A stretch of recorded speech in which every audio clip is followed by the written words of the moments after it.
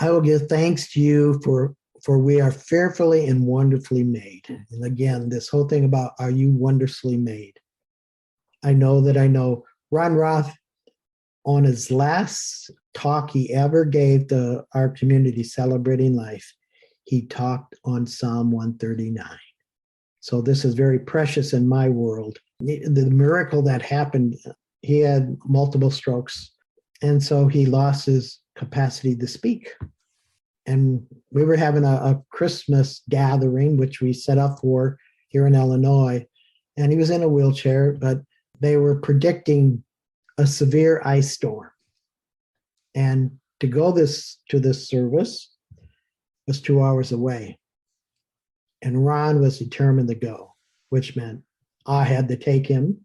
I had to drive in a major ice storm.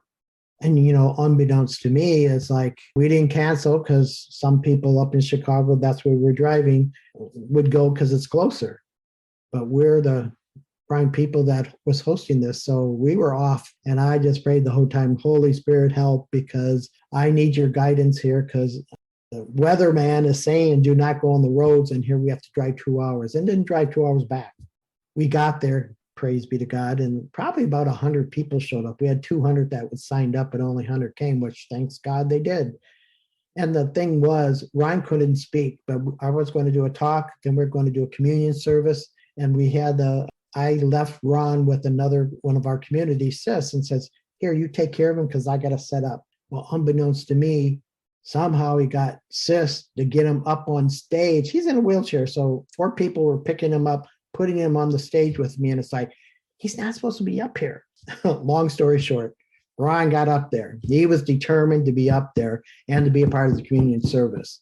And so I started this, and Ron's big arm is like pushing me away. And it's like, okay, I gave him the host. And all of a sudden, Ron started to speak. Now, he hadn't spoken in probably 4 months. He always just communicated with his eyes and yes and no. And he could smile and laugh, but he couldn't speak. And all of a sudden, he spoke on be fearfully and wonderfully made in God. Don't forget, you're fearfully and wonderfully made in God. And you talk about a Christmas present to me, that I could actually hear Ron's voice again. And I'm wondering, what promise, what do you desire from, maybe it's a child, maybe it's your husband, your wife, maybe a friend, a coworker, that you want what to hear from them? I think the Holy Spirit is on to that tonight.